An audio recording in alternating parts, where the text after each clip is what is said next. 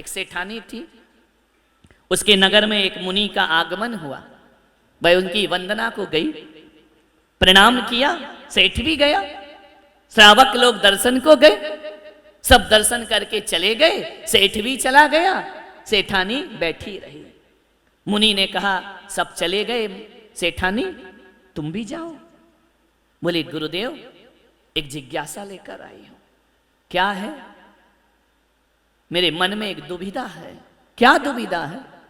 मेरे मन में एक दर्द है, मेरे मन में एक पीड़ा है, मैं दुखी हूं महाराज। महाराज ने कहा नगर सेठानी दुखी? गरीब दुखी हो तो चल जाए, तू क्यों दुखी है? दौलत नहीं है? बोले अपार दौलत है। तो फिर क्यों दुखी है? महल बहुत बड़ा है, नगर सेठानी है, जितना पैसा मेरे पास उतना नगर में किसी के पास नहीं है, फिर दुखी क्यों है? तो सेठानी बोले एक दुख मुझे चुभता है, बहुत ज्यादा पीड़ा देता है, दर्द देता है। बोले क्या दुख है तुझे? बोले बरसों बीत गए, निसंतान हूं, मुझे संतान सुख नहीं है महाराज, क्या वो मुझे प्राप्त होगा? मुनि ने कहा अवश्य होगा।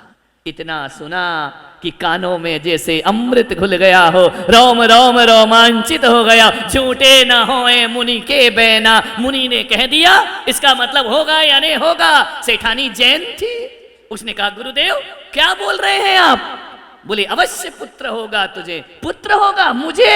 आंखों से अश्रु की धारा छल छल करके बह गई, ऐसा लगा जैसे पुत्र हो ही गया हो। मुनि ने कह दिया, दर्द दुखती रूह पर हाथ रख दिया। मुनि ने कहा तुझे अवश्य पुत्र होगा, अवश्य पुत्र होगा, मैं पुत्रवती बनूंगी, मुझे मां का सुख मिलेगा, मुझे संतान का सुख मिलेगा, अवश्य मिलेगा।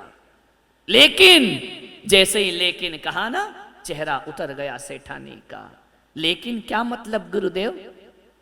तू आगे का बर्दाश्त नहीं कर पाएगी। ये संसार है, यहां सुख का हाथ पकड़ के दुख भी साथ में आता है। हमेशा सुख नहीं रहता, हमेशा दुख नहीं। तू बहुत सुखी हो रही है, प्रमुदित हो रही है, लेकिन तेरे साथ साथ एक दुख भी आने वाला है। बोले क्या दुख आएगा? बोले इधर तेरा पुत्र होगा, उधर तेरा पति दीक्षा को धारण कर वो सन्यास ले लेगा। पति सन्यास, पति जाए और पुत्र हो, किसे चुनोगी आप? पति को या पुत्र को? जीवन भर की अभिप्सा है कि मां बनूं, मां बनूं, मां बनूं। मां बनने का समय आया, पति का वियोग, वो दीक्षा धारण कर लेगा। नियति को कोई नहीं रोक सकता है। क्या कहती सेठानी कि मुझे मां नहीं बनना है? क्या कहती कि मेरे पति को दीक्षा नहीं लेने दो? दुविधा में फंस गई। नियति विधिना तेरे लेख किसी से कहे न जा, जो होना है सो। सेठानी तू चिंता मत कर, तू कुछ भी नियति में फेर बदल नहीं कर सकती। जो होना है वह होकर ही। अब तू कहे कि पुत्र नहीं चाहिए तो ऐसा भी नहीं होगा, पुत्र तो तुझे होगा। और यहां पुत्र हुआ और वहां पति दीक्षा को धारण कर ले। दुविधा में फंस गई सेठानी। वरदान मिला या अभिशाप मिला, कुछ समझ ही नहीं पाई। खुशी लेकर के जाऊं या दुख लेकर के जाऊं? घर जा रही है अनमने मन से, और एक दिन सेठानी गर्भवती हो गई। मालूम है? गूढ़ गर्भ हुआ। गूढ़ गर्भ जानते हो? जिसमें उदर वृद्धि नहीं होती है, ऐसा लगता है वो गर्भवती है या नहीं है। गूढ़ गर्भ, तीर्थंकरों की माताओं को भी गूढ़ गर्भ होता है। उनकी त्रिवली जो सलवटे हैं पेट की, वो मिटती नहीं है 9 माह तक, ध्यान रखना। गूढ़ गर्भ हो गया सेठानी को। सेठ को पता ही नहीं। सेठानी ने कहा कि बताया कि ये गया, क्या करूं? नहीं बताया। अंतिम समय आया, 9 मास पूर्ण हुए। सेठानी ने कहा मेरा स्वास्थ्य सही नहीं है सेठ जी, मैं कुछ दिन किसी से मिलना नहीं चाहती हूं, मैं आराम करना चाहती हूं। सेठ बहुत चाहता था। उसने कहा कोई बात नहीं, नीचे जो तलघर है ना, उसमें तेरी व्यवस्था करा देता हूं। 1 महीने तलघर के अंदर रही। सेठ से कहा मैं किसी से मिलना नहीं चाहती हूं। सेठानी तो दिन गिन रही थी ना कि संतान होगी, पति को पता नहीं चलेगा, ध्यान रखना। कहां तक छुपोगे? सेठानी ने 9 महीने बाद बच्चे को जन्म दे दिया। उस तलघर के अंदर सेठ कहीं से बाहर से आ रहा था व्यापार करके, घोड़े पर बैठा है। क्या देखता है? तालाब के किनारे से निकला दासी रुधिर के वस्त्र धो रही है, रक्त वस्त्र धो रही। सेठ ने कहा, दासी ये तो मेरे घर की दासी है, ये कर क्या रही है? क्या हुआ है ये? मालूम है क्या कहा उस दासी ने कि सेठ जी क्षमा करना, तुम पुत्रवान हो चुके हो, तुम्हारे घर में पुत्र का जन्म हुआ है, बेटे का। दासी तो खुश थी कि सेठ इनाम देगा, सेठ बड़ा खुश होगा, बधाई देगा, तुम्हारे यहाँ पुत्र हुआ है सेठ जी, बरसों की इच्छाएं पूर्ण हुई। सेठ ने कहा, पुत्र हुआ मेरे घर में और मुझे ही पता नहीं, मेरी पत्नी ने मुझे नहीं बताया कि मैं गर्भवती हूं। बोले सेठानी को हुआ ना? बोले हाँ। ऐसे कैसे हो गया? बोले सेठ जी गूढ़ गर्भ था उनको और उनको पुत्र का जन्म हुआ है। सेठ ने कहा, धिक्कार ये संसार, जब मेरी ही पत्नी मुझसे छुपाती है, ये स्वार्थ का संसार है। सेठ ने कहा, अब मुझे घर में रहने की जरूरत। इतनी सी बात में सेठ ने कहा, अब सन्यास के मार्ग पे बढ़ना चाहिए। मेरी पत्नी मुझसे छुपा रही है, जिसके लिए मैंने सब कुछ किया, पूरा जीवन लगाया, इतनी स्वार्थी निकली कि मुझे नहीं बताया। दासी को पता है कि पुत्र हुआ है और मुझे नहीं पता, मुझे बताया ही नहीं। अब पुत्र खिलौना थोड़ी है कि बाजार से ले आई एक दिन में और हो गया। 9 महीने में इसने मुझे कितना छल किया, इस पगली ने कितना छल किया। 1 महीने अंदर रही नीचे, मुझे बताया नहीं कि हम संतान को जन्म देने वाले हैं। सेठ घर गया और जाकर के सेठानी से बोला, लाओ ये सारी संपदा पुत्र के नाम करता हूं और मैं यहां से विदा लेता हूं। चले गए सेठ, परम दिगंबर दीक्षा धारण किए, जाकर के सन्यास ले। नियति को कौन बदल सकता है? जो होना है वो होकर रहता है। सेठानी बिलख रही है पति के वियोग में। वैद्य बुलाए, ज्योतिषी बुलाए, ज्योतिषियों से कहा, मेरे बच्चे का भविष्य देखो। बोले सेठानी, जिस दिन तेरे बच्चे को पता चल गया कि संसार नश्वर है, उस दिन ये भी दीक्षा धारण कर लेगा। अरे सेठानी का, मैं तो दोनों तरफ से लुट गई, पति भी गया और संसार के सुख ऐसे ही होते हैं। आज अच्छा होता है, कल बुरा हो जाता है, आज सुख होता है, कल दुख सामने आ जाता है। बड़े नाच गा के बेटे की शादी करते हो, बहू झगड़ालू आ जाती है, शादी का सारा सुख मिट्टी में मिल जाता है। संसार इसी का नाम है। करहूं तपस्या देह सो। चले गए सेठ। सेठानी ने कहा, ऊपर वाले कक्ष में लाओ और मेरे पुत्र को संसार देखने नहीं मिलना चाहिए। नश्वरता देख ली तो वैराग्य ले लेगा। लाख उपाय करे, कोई लाख करे चतुराई, कर्म का लेख मिटे नारे भाई, कर्म का लेख मिटे नारे भाई। इस दुनिया में कर्म के आगे चले ना किसी का उपाय। कागज हो तो हर कोई बाँचे, कर्म न बाँचा जा। एक दिन इसी किस्मत के कारण बन को गए थे रघुराई रे, कर्म का लेख मिटे नारे भाई। जरा समझो इसकी सच्चाई रे, कर्म का। कितने हम कर्मों के लेख को बदलने का प्रयास करते हैं। नादान हैं जो परिस्थितियों को बदलने का प्रयास करते हैं। नहीं, जो होना है वह होकर ही रहेगा। बंद कर दिया कमरे में। मालूम है, इतना बड़ा हो गया पुत्र, जवान हो गया, दुनिया नहीं देख लेती। मोह ने बांध लिया बंधन में, कहीं नहीं जा सकता, तो अंदर ही रहेगा। मालूम है, एक दिन वहां पर राजधानी में रत्न कंबल बेचने वाला आया। रत्नों के कंबल राजा को दिखाया। राजा ने कहा, नहीं, मेरे पास प्रजा का धन है, मैं अपने सुख के लिए इतना महंगा कंबल नहीं खरीद सकता हूं। जाओ ले जाओ, हमें नहीं लेना है। जैसे ही राजधानी से लौटा, गांव में पहुंचा, नगर में सेठानी को दिखाया। सेठानी ने कहा रत्न कंबल इतना सुंदर, बोले हाँ मुझे दे दे। खरीद लिया सेठानी ने। मालूम है किस्मत कहां कहां ले जाती है। राजा ने ठुकराया, सेठ ने खरीद लिया, सेठानी ने खरीद लिया।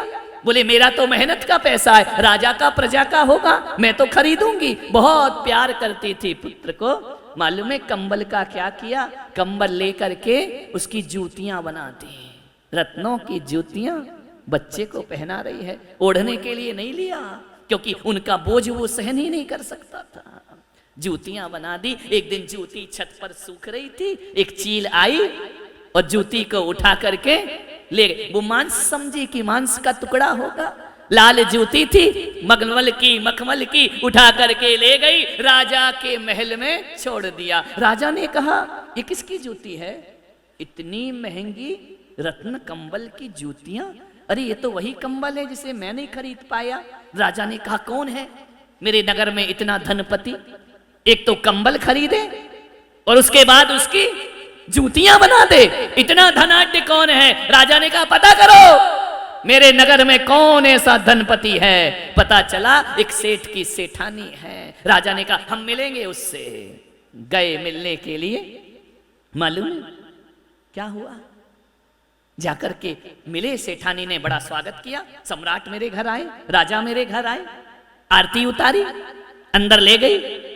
राजा ने कहा ये जूतियां तुमने बनाई हैं। हाँ महाराज मैंने बनाई।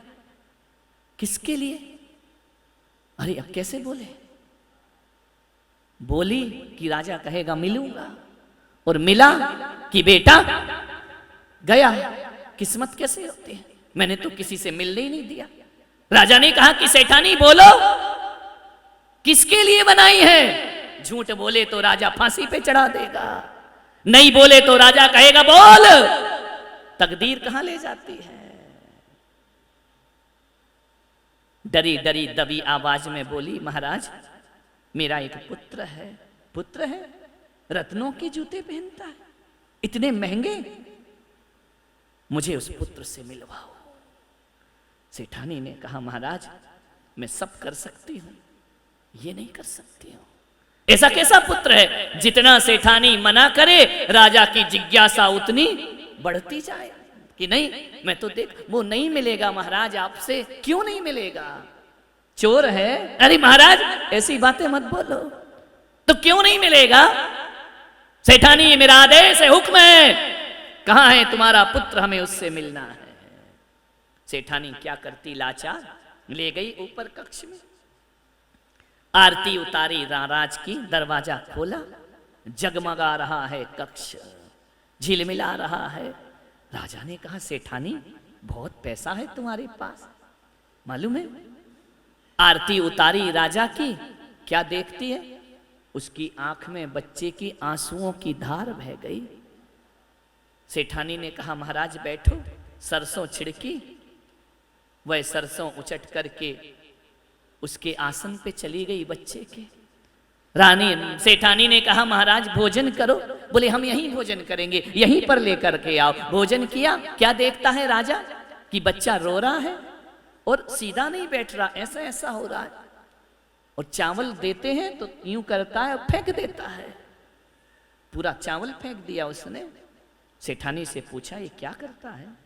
बोले महाराज इसने कभी जीवन में आग नहीं देखी, इसने कभी सूर्य का प्रकाश नहीं देखा, ये रत्नों की रोशनी में पला है। आज तुम्हारे स्वागत में मैंने आरती उतारी ना, तो उसके ताप से इसकी आंख में आंसू आ गए। महाराज ये देखता नहीं है कि दीपक क्या होता है, इसने कभी इस कक्ष से बाहर नहीं जाता। देखो ना महाराज पूरा कमरा रत्नों से चमक रहा है, दमक रहा है। महाराज ने कहा ये हिल क्यों रहा, सीधा क्यों नहीं बैठता। बोले वो जो राई का दाना है ना, वो इसके आसन में चला गया होगा, वो इसको चुभ रहा है, राई का दाना चुभ रहा है। बोले हाँ इतना सुकुमार। बोले हाँ। तो बोले ये चावल फेंक क्यों रहा है। बोले ऐसे चावल नहीं खाता ये, रात को तालाब में कमल पत्र में चावल को गलाना पड़ता है, फिर चावल पकता है, फिर ये खाता है, ये कठोर चीज नहीं खा सकता अपनी जुबान से। महाराज ने कहा ऐसा पुत्र कंचन सी काया, इतना गुलाब जैसा कोमल कोमल वदन जिसका, पंखड़ियों जैसा लाल लाल गुलाबी रंग, बहुत सुंदर पुत्र है तुम्हारा। राजा ने देखा और चला गया। पुत्र ने पूछा, मां ये कौन थे? बोले तू चुप कर, कोई नहीं थे, ऐसे ही थे। बच्चे ने कहा छोड़ो, क्या करना है।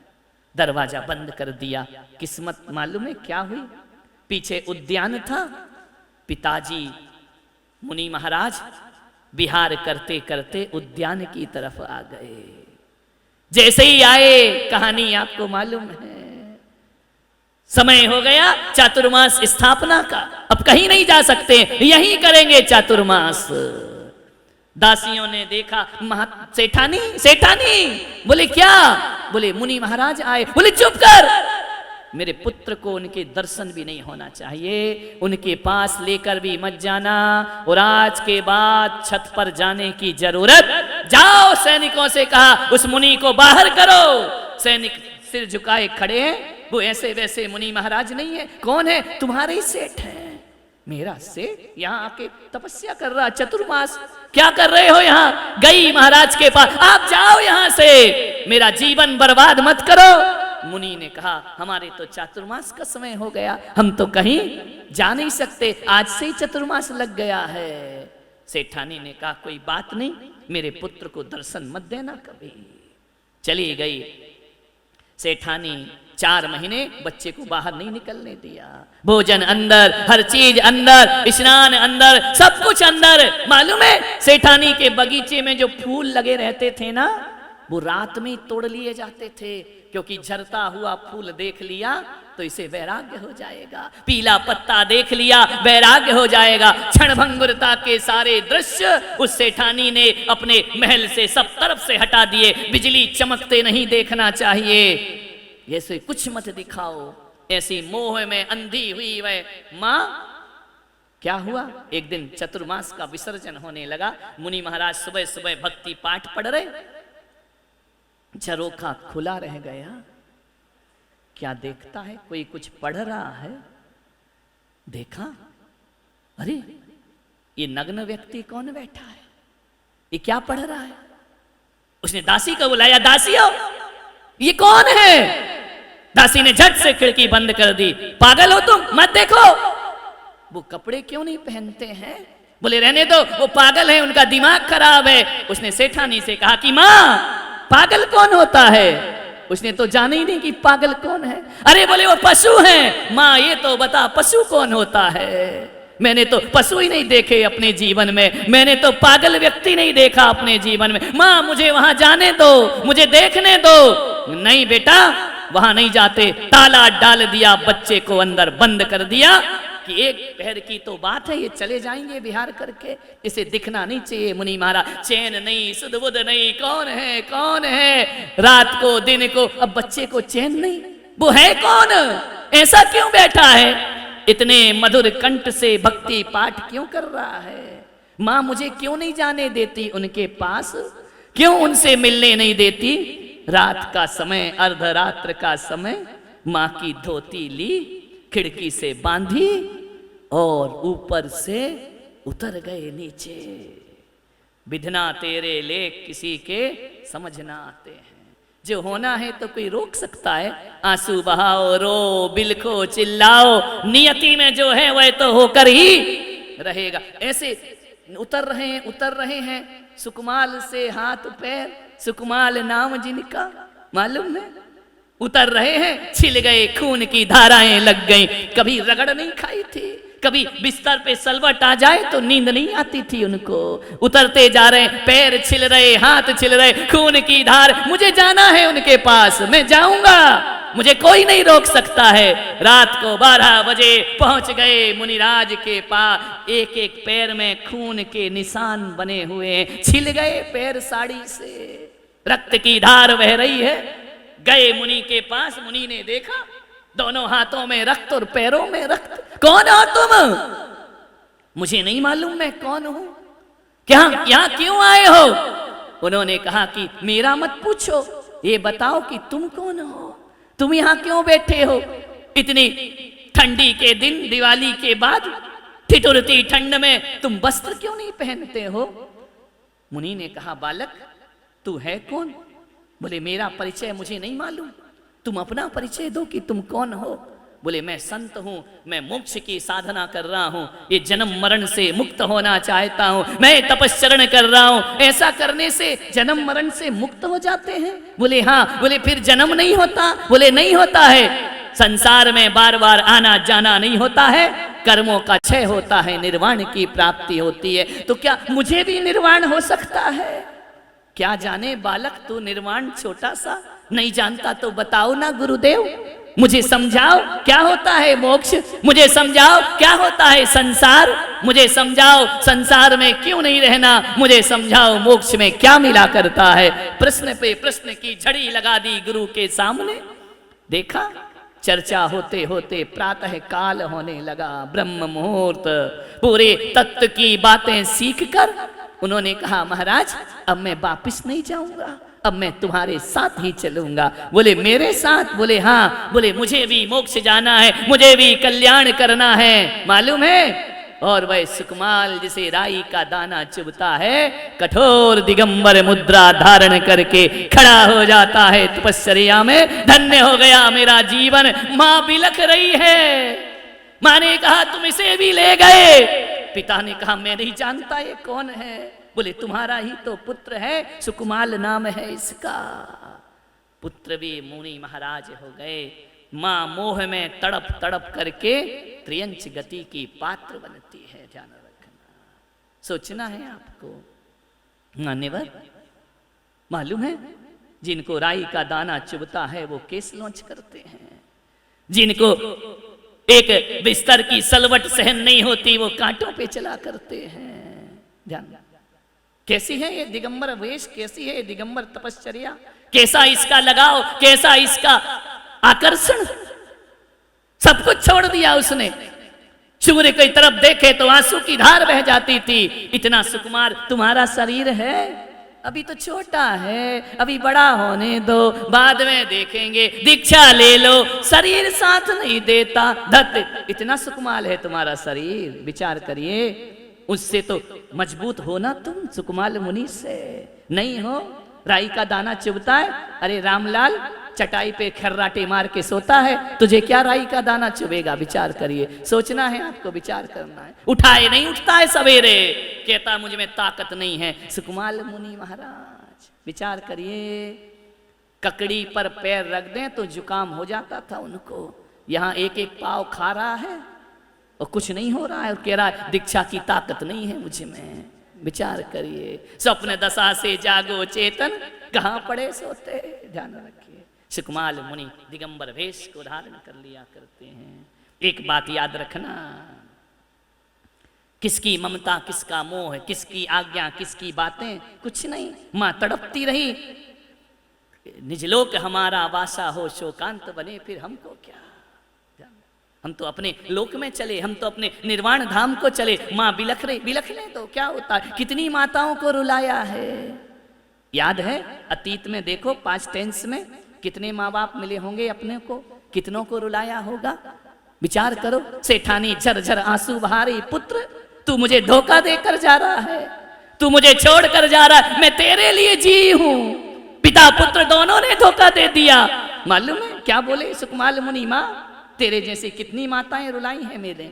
अब मैं वचन देता हूं, अब किसी और मां को नहीं रुलाऊंगा, अब किसी मां की कोख में नहीं जाऊंगा। मुझे निर्वाण को प्राप्त करना है, मुझे मोक्ष में जाना है।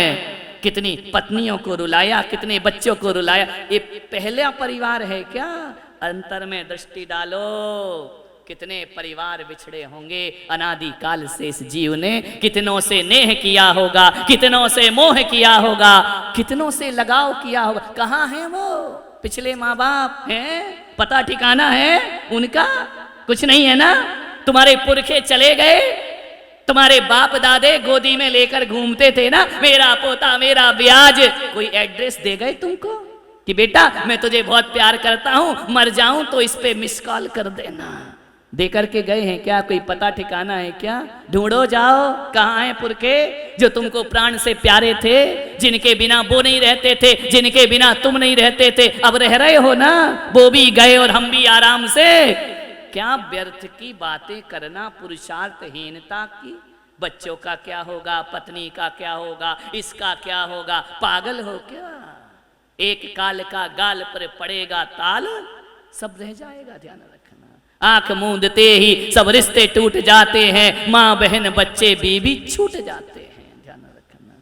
सुकमाल मुनि ने कहा कि नहीं, व्यर्थ है संसार, मुझे इसमें नहीं फंसना है। चले गए मुनि महाराज। जहां जहां चलते वहां वहां खून की धार बहती, ध्यान रखना। रक्त बह जाता, रक्त रंजित हो जाती वो भूमि। बोलिए, जिसको राई का दाना चुभ रहा है, 3 दिन तक स्यारनी पैर खाती है। सुकुमाल खड़े रहते हैं आत्मा के ध्यान में। वह शक्ति कहां से आ गई, कहां से आ गया ये सामर्थ्य, कहां से आ गई ये ताकत कि स्यालनी खा रही है, वो ध्यान में बैठे हैं, ध्यान रखना। सोचो, क्या ताकत नहीं है तुम में? सुकुमाल से तो ज्यादा होगी ना। बोलिए, है या नहीं? तो फिर आओ। प्रवचन तो बहुत अच्छा लगा महाराज, वो लास्ट वाली लाइन गड़बड़ थी कि आओ, ये मजा नहीं आया हमको, ध्यान रखना। विचार करिए, सोचना। हमसे चाय नहीं छूटती, धत्य की मौत शरीर छीन लेगी तो उससे चाय नहीं छूटती। विचार, हमसे ये नहीं छूटता, हमसे वो नहीं छूटता है। विचार करिए, सोचना है आपको जिंदगी में। पैरों में लहुआ बने छन छन के, चले हैं सुकुमाल देखो मुनि बन के, ध्यान रखना। कहाँ की कठोर तपश्चर्या, तप इसको कहते हैं। लगन है, देखा सीखी धर लिया जोग, छीणी काया बढ़ गया रोग। देखा सीखी थोड़ी होता है, प्रेम होना चाहिए ईश्वर से। आज उत्तम तप का दिन है। हमारे यहाँ कठोर कठोर सहनन वाले ही दीक्षा नहीं लेते, हमारे यहाँ हीन सहनन वाले भी दीक्षा ले लिया करते हैं। और ऐसे सुकुमाल मुनि 3 दिन स्यालनी खाती है, जा करके स्वर्गों में सर्वा सिद्धि में देवत्व को उपलब्ध हो जाया करते हैं, ध्यान रखना। कहां से आ जाती है वह ताकत, कहां से आ जाता है वह सामर्थ्य? मेरा जीवन का, मेरी भी एक किडनी है ना। मुझे मेरे पहले गुरु ने कहा था, तुम्हारी एक किडनी है, तुम दीक्षा नहीं लेना। उनने मेरे लिए अच्छा सोचा था, उनने मेरे लिए गलत नहीं सोचा। मैं इस बात से उनसे किसी प्रकार से नाराज नहीं हूं, वो मेरे शुभचिंतक थे। जब मैंने दूसरे गुरु से दीक्षा ली ना, अपने गुरु आचार्य पुष्पदंत सागर जी से, उन्हें मैंने बताया नहीं। मैंने कहा बता दूंगा तो ये भी भगा देंगे।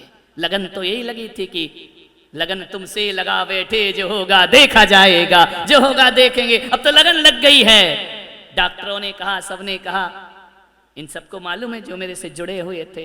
अहमदाबाद में मैं बीमार रहा, लेकिन नहीं, एक ही लगन थी। गुरुदेव बोले कि दीक्षा कैसे होगी? मैंने कहा दीक्षा की बात, किडनी खराब होती फिर क्या करते? अरे मरना तो है ही ना। अरे 7 दिन में मरो या 70 साल में मरो, जब भी मरो दिगंबर भेष धारण करके मरो। जीवन हमारा कोई अमर थोड़ी हूं मैं, अमर हूं क्या? बीमारी है तो कोई मैं घर में रह के अमर हो जाऊंगा क्या? मरना तो वहां है, मरना तो यहाँ, मृत्यु तो हर जगह आएगी ना। फिर वैसी मौत क्यों मरे? मरना है तो संत की मौत मरो। 70 साल भी जी लिए तो क्या फर्क पड़ता है? 7 दिन जी लिए तो क्या फर्क पड़ता है? 7 घंटे जी लिए तो क्या फर्क? कैसे बहाने बनाते हो? डायबिटीज है, अरे धत्तरे की है तो है, घर में कौन सा मिट जाएगी? वो मिटना तो है ही नहीं ना। है, वहां भी है, वहां भी है। यहाँ रहेगी तो बीमारी भी तर जाएगी, वो वहां रहेगी तो बीमारी भी लेकर के। क्या बहानेबाजी बहुत है तुम्हारे पास, इतने बहाने हैं नहीं लेने के। विचार करिए, पैदल नहीं चल पाएंगे, अरे कंधे पर ही जाएगा ना, उस समय क्या करेगा?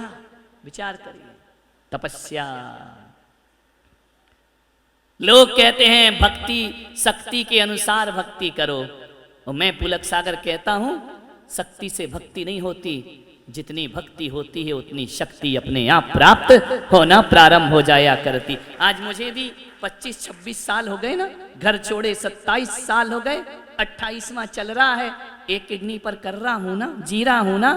अरे जो 2 किडनी नहीं वाले नहीं कर पाते वो मैं करके दिखा रहा हूं जीवन में। इतनी बोल रहा हूं, इतना सब कुछ कर रहा हूं, ये कहां से आई?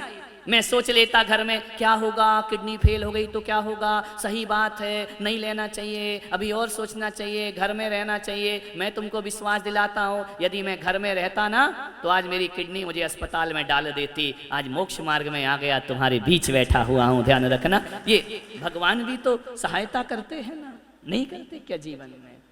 शक्तिहीन मत बनो, अपनी शक्ति को जागृत करो। शरीर की शक्ति से कुछ नहीं होता, मन की शक्ति से सब कुछ हुआ करता है। विचार करें। ये कई महिलाएं बड़े नखरे कर रही थी, हम शिविर में नहीं बैठेंगे, क्या होगा, कैसे होगा, कैसे करेंगे, कैसे आएंगे। अरे मैंने कहा आओ तो, घबराते काहे को? ऐसा शादी में नहीं सोचा कि ससुराल गड़बड़ होगी तो क्या करेंगे, सास सही नहीं मिली तो क्या करेंगे, ये जो पति मीठी मीठी बातें कर रहा बाद में बदल गया तो क्या होगा, हमारी इज्जत नहीं रही तो क्या होगा, झगड़ा हो। अरे शादी में तो ऐसा डू एंड डाई हो जाता है, जो भी होगा देखा जाएगा। इसमें क्यों नहीं होता है मेरे भाई? एक अनजान घर में अपनी जिंदगी लगा देते हो, ऐसा अनजान से प्रेम हो जाता है कि 20-20 साल से जिन माँ बाप ने पाला है उन्हें छोड़ देते हो। किसके लिए? एक अजनबी के लिए। ध्यान रखना। अरे एक अजनबी के लिए जब माँ बाप को छोड़ सकते हो तो परमात्मा के लिए संसार छोड़ दो, तो इसमें कौन सी बड़ी बात? सब कुछ हो जाता है जीवन में। सुरेश जी क्या विचार बन रहा है? कह तो सही रहे हो महाराज, लेकिन अभी थोड़ा ना आ जाओ, क्या दिक्कत है? कुछ नहीं होगा, मैं हूं ना। ध्यान रखिए, पार करो जीवन को। क्या करोगे इतने इतने साल घर गृहस्थी से? जी नहीं भरता तुम्हारा?